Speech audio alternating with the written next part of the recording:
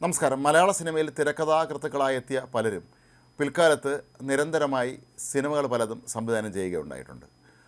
ഒരുപാട് സിനിമകൾ സംവിധാനം ചെയ്ത എത്രയോ തിരക്കഥാകൃത്തുക്കളുണ്ട്. പക്ഷേ ശ്രീനിവാസനെ സംബന്ധിച്ച് അദ്ദേഹത്തിൻ്റെ പരനൂറ്റാണ്ടോളം വരുന്ന അദ്ദേഹത്തിൻ്റെ സിനിമാ ജീവിതത്തിൽ ആകെ 2 സിനിമകൾ മാത്രമാണ് സംവിധാനം ചെയ്തത് എന്നുള്ളതാണ് അതിൻ്റെ ഏറ്റവും വലിയ പ്രത്യേകതകളിൽ ഒന്ന്.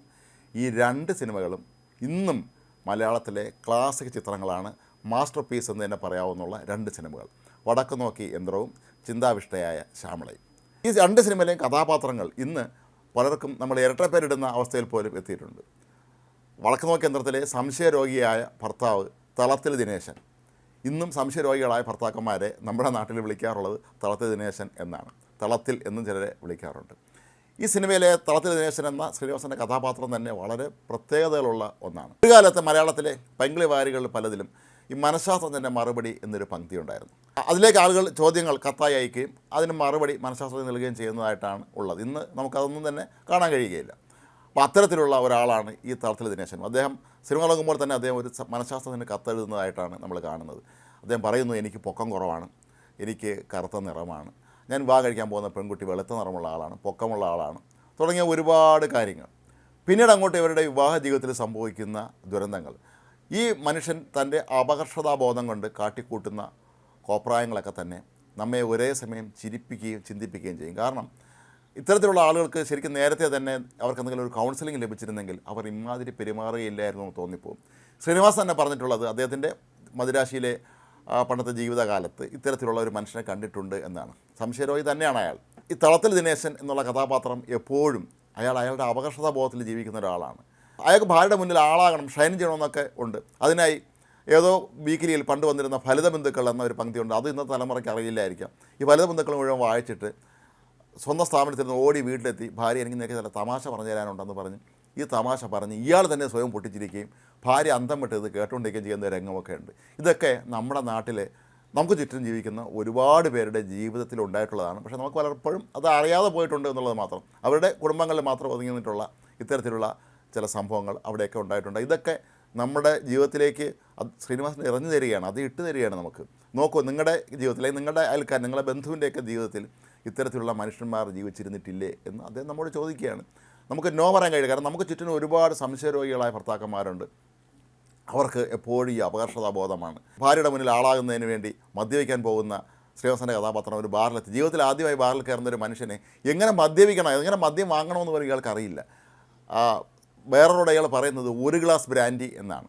ഒരു പെഗ്ഗൊന്നോ 2 പെഗ്ഗൊന്നോ ലാർജെന്നോ പോലും പറയാൻ അറിയാത്ത ഒരു വ്യക്തി അയാൾ പറയുന്നത് 1 ഗ്ലാസ് ബ്രാൻഡി വേണം എന്ന് പറയുന്ന ഒരു കഥാപാത്രം.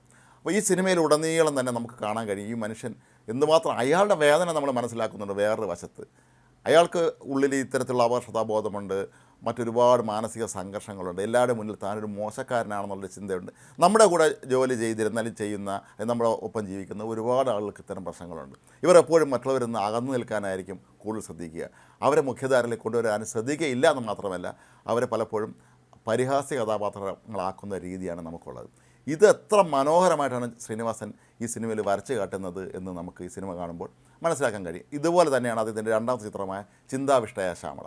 ഇതിലെ ശ്രീനിവാസൻ അവതരിപ്പിക്കുന്ന കഥാപാത്രമായ വിജയൻ മാഷ്, അയാൾ വിദ്യാഭ്യാസമുള്ള ആളാണ്, അയാൾ ഒരു സ്കൂളിലെ അധ്യാപകനാണ്. പക്ഷേ ആഗ്രഹങ്ങൾ ചെറുതല്ല, എല്ലാം നേടണം, എനിക്ക് എന്തൊക്കെയോ ആകണം എന്നുള്ളൊരാഗ്രഹം. പക്ഷേ അതിന് വേണ്ടുന്നുള്ള വസ്തുക്കളൊന്നും തന്നെ അയാളുടെ ജീവിതത്തിൽ അയാളുടെ കയ്യിലില്ല. പക്ഷേ എന്നിട്ടും അയാൾ ആഗ്രഹിക്കുകയും ഓരോ ഏടാകുടങ്ങളിൽ ചെന്ന് ചാടുകയും, അതായത് പെട്ടെന്ന് പണം ഉണ്ടാക്കാനും അല്ലെങ്കിൽ വലിയ സ്ഥാനമാനങ്ങൾ നേടാനും ഒക്കെ വേണ്ടി ഇയാൾ നടത്തുന്ന പരാക്രമങ്ങൾ, സ്വന്തം ജോലി പോലും പോകുന്നൊരവസ്ഥ. ഒരു സംഘം കൂട്ടുകാർ ഇയാൾക്ക് ചുറ്റിലുമുണ്ട്. ഈ കൂട്ടുകാർ നമ്മുടെ നാട്ടിൽ പലപ്പോഴും നമുക്ക് അറിയാവുന്നതാണ്.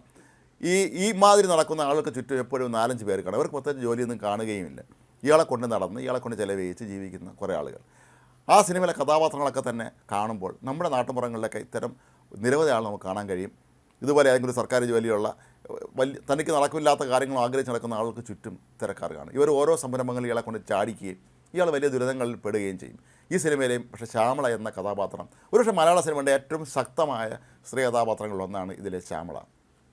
അവർ കഷ്ടപ്പെട്ട് ഈ ഭർത്താവ് ഇതൊക്കെ കാണിച്ച് വീട്ടിൽ ജീവിക്കാൻ പറ്റാത്ത അവസ്ഥ വരുമ്പോൾ പോലും ആ സ്ത്രീ ക്ഷമയോടുകൂടി അവർ അവരുടേതായ ജോലികൾ ചെയ്ത് വരുമാനം ഉണ്ടാക്കി കുട്ടികളെ പഠിപ്പിക്കുകയും വളർത്തുകയൊക്കെ ചെയ്യുന്ന ഒരു മലയാള സിനിമയുടെ ഏറ്റവും നല്ല സ്ത്രീ കഥാപാത്രങ്ങൾ, ശക്തയായ സ്ത്രീ കഥാപാത്രങ്ങളിൽ ഒന്ന് തന്നെയാണ് ചിന്താവിഷ്ട ശ്യാമള. ഇത്തരം ശ്യാമളമാരെ നമ്മുടെ സമൂഹത്തിൽ നമുക്ക് ഒരുപാട് കാണാൻ കഴിയും. അതുകൊണ്ടാണ് നമ്മളെപ്പോഴും പറയാറുള്ളത്, ശ്രീനിവാസൻ്റെ സിനിമയിലെ കഥാപാത്രങ്ങൾ ഏതോ ലോകത്ത് നിൽക്കുന്ന, നമ്മുടെ അത്ഭുത ലോകത്ത് നിൽക്കുന്ന ആളുകളൊന്നുമല്ല. നമ്മുടെ ജീവിതത്തിൽ നമ്മൾ കാണുന്ന, നമ്മുടെ അയൽവക്കത്തൊക്കെ താമസിക്കുന്ന എത്രയോ സ്ത്രീകൾ ഇതുപോലെ ഭർത്താക്കന്മാരുടെ ഇത്തരത്തിലുള്ള പ്രവൃത്തികൾ കാരണം ദുരിതം അനുഭവിക്കുന്നതിന് പകരം അവർ കഷ്ടപ്പെട്ട് മക്കളെ വളർത്താനും മറ്റുമൊക്കെ മുന്നിട്ടിറങ്ങുന്ന ധീരയായ സ്ത്രീകൾ. അവർക്ക് ശരിക്കും പറഞ്ഞാൽ അവർക്കൊക്കെ ഉള്ള ഒരു ട്രിബ്യൂട്ട് തന്നെയാണ് ഈ സിനിമ എന്ന് നമുക്ക് പറയാം. അവർക്കൊരു ആദരം അർപ്പിച്ചിട്ടുള്ളത് തന്നെയാണ് ഈ സിനിമ. ശ്രീനിവാസൻ്റെ സിനിമകൾക്ക്, അതേ സംവിധാന സിനിമകൾക്കൊക്കെ തന്നെ മികച്ച സിനിമയ്ക്കുള്ള അവാർഡ് കേന്ദ്ര സംസ്ഥാന അവാർഡുകളൊക്കെ തന്നെ ലഭിച്ചിട്ടുണ്ട്. എന്നിട്ട് പോലും ശ്രീനിവാസൻ പിന്നീട് എന്താണ് മൂന്നാമതൊരു സിനിമ സംവിധാനം ചെയ്യാത്തത് എന്നുള്ള ചോദ്യത്തിന് അദ്ദേഹം ഒരിക്കലും മറുപടി പറഞ്ഞിട്ടില്ല. അദ്ദേഹം ആദ്യ സിനിമ സംവിധാനം ചെയ്യുന്ന ഘട്ടത്തിൽ തന്നെ അതിന് ശേഷം അദ്ദേഹം പറഞ്ഞത്, ഇത് ഇത്രയും ഭാരിച്ച പണിയാണെന്ന് എനിക്ക് അറിഞ്ഞുകൂടായിരുന്നു എന്നാണ്. അദ്ദേഹത്തിന് സ്വസ്ഥമായ ശൈലിയിൽ പറഞ്ഞതാണ്. ഇത്രയും നാൾ തിരക്കഥ എഴുതി കൊടുക്കുക, അഭിനയിക്കുക മാത്രം മതിയായിരുന്നു. ഒരു സംവിധാനമാകുമ്പോൾ പിന്നെ ഒരുപാട് കാര്യങ്ങൾ ശ്രദ്ധിക്കണം. ഒരു സിനിമയുടെ മുഖ്യ സംഘാടകൻ എന്ന് പറയുന്നത് സംവിധായകനാണ്. ഓരോ കാര്യത്തിലും സംവിധാനം കണ്ടെത്തണം.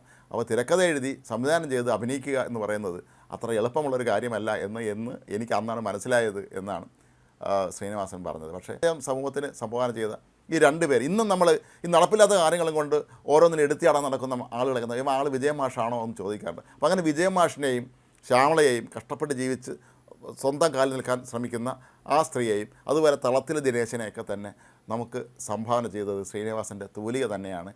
നമ്മൾ പലപ്പോഴും പറയാറുണ്ട്, നമ്മുടെ ജീവിതത്തിൽ നിന്ന് എടുത്ത ഒരു എന്നൊക്കെ ചില കഥകൾ നമ്മൾ വിശേഷിപ്പിക്കും. പക്ഷേ അത് ശരിക്കും ശ്രീനിവാസൻ്റെ കഥാപാത്രങ്ങൾ, അദ്ദേഹം തിരക്കഥ എഴുതിയ സിനിമകളാണെങ്കിലും അദ്ദേഹം സംവിധാനം ചെയ്ത രണ്ട് ചിത്രങ്ങളുമൊക്കെ തന്നെ എക്കാലത്തും നമ്മുടെ ജീവിതത്തിലെ സാധാരണക്കാരായ മനുഷ്യൻ നേരിടുന്ന അവൻ്റെ വിഷമങ്ങളും ബുദ്ധിമുട്ടുകളും അവൻ ജീവിക്കാൻ വേണ്ടി അവൻ നടത്തുന്ന അവൻ്റെ അതിജീവന ശ്രമങ്ങളുമൊക്കെ തന്നെ എത്ര മനോഹരമായിട്ടാണ് ശ്രീനിവാസൻ ചിത്രീകരിച്ചിട്ടുള്ളത്. എന്നാൽ ഈ രണ്ട് സിനിമകൾ മാത്രം മതി ശ്രീനിവാസൻ എന്ന സംവിധായകൻ മലയാളത്തിന് എത്ര വലിയ സംഭാവനയാണ് ചെയ്തത് എന്ന് മനസ്സിലാക്കാൻ.